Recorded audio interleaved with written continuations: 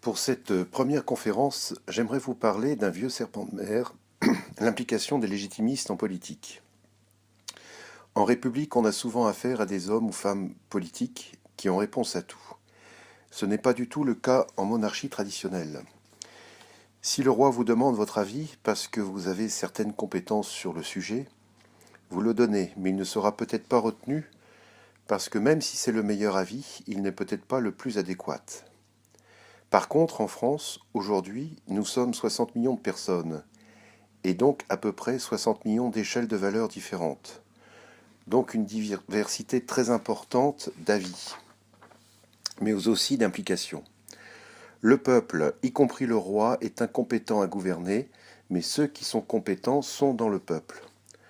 En ce sens, aujourd'hui, j'aimerais, après moult réflexions, recréer un parti disparu depuis plus de 2 siècles, le Parti dévot français. Le PDFR, car le peuple est le conseil étendu du prince, sous le regard de Dieu. Contrairement à ce que l'on voudrait nous faire croire aujourd'hui, la religion et le politique sont très intimement liés.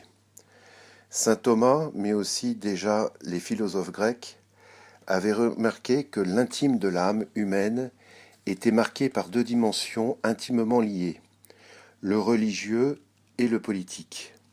La religion, c'est notre relation à Dieu, aux autres et à nous-mêmes.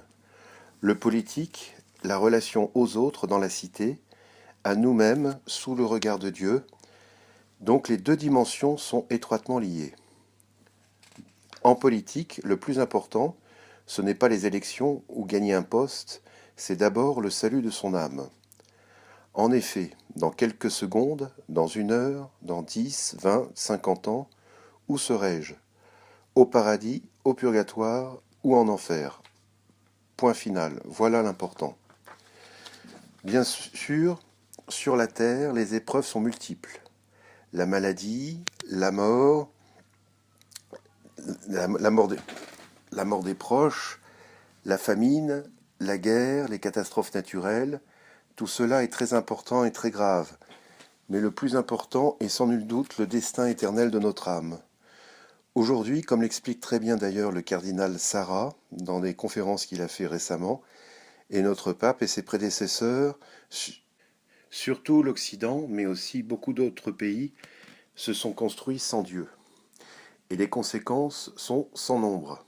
Dépression, maladie, perte du sens de la vie, chute économique, etc. En tant qu'hommes, nous sommes métaphysiquement construits pour nous finaliser en Dieu. Et c'est donc un choix fondamental. Nous avons besoin de la grâce de Dieu et donc de le prier, l'aimer et l'adorer. Pour cela, nous avons la Sainte Église et ses sacrements, catholiques et aussi orthodoxes. Et aussi, évidemment, les églises protestantes dans le baptême. Mais là, je suis absolument incompétent pour en parler.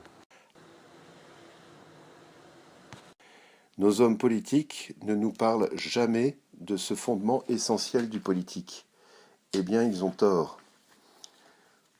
Pourquoi toutes ces guerres, ces déplacements de population, ces gouvernements corrompus, les complots économiques, etc. Simplement parce que nos sociétés n'ont pas voulu du règne de notre Seigneur Jésus-Christ. Quel est le gouvernement aujourd'hui qui, publiquement, consacre son pays au Sacré-Cœur du Christ? Il y en a très peu. Sa Majesté, Juan Carlos Ier, l'avait fait. Après, il a peut-être un peu oublié, mais bon, il l'a fait quand même.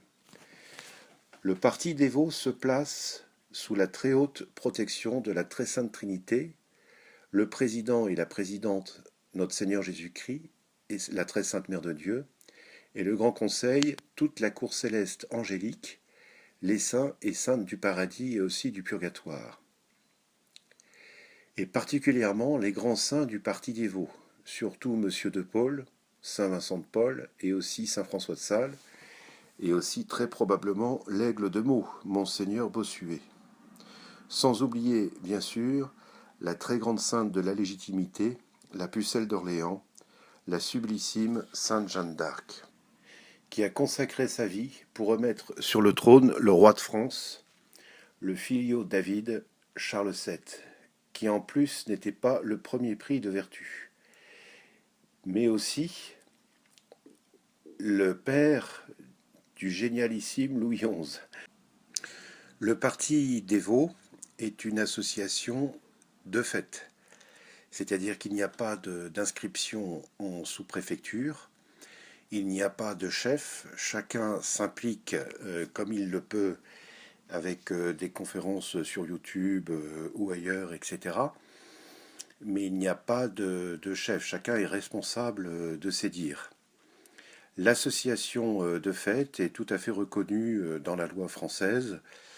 La seule condition, c'est donc qu'il n'y ait pas d'argent. Donc pas de compte en banque, etc. Pas de... voilà. Et si les gens veulent se présenter dans une élection municipale, régionale ou quoi que ce soit, peuvent se réclamer du PDFR. Donc il faut voir au niveau législatif comment on peut faire, mais à mon avis, ça doit être tout à fait possible. Que la très sainte Trinité, notre Seigneur Jésus-Christ, vrai Dieu et vrai homme, sa très sainte Mère, tous les cœurs angéliques, tous les saints et toutes les saintes du paradis et toutes les âmes du purgatoire vous viennent au secours et vous tiennent sur leur très haute, très, très sainte protection en ce monde et dans l'au-delà. Post-scriptum. Euh, Évidemment que nous avons des chefs, mais ils sont dans les cieux. À très bientôt.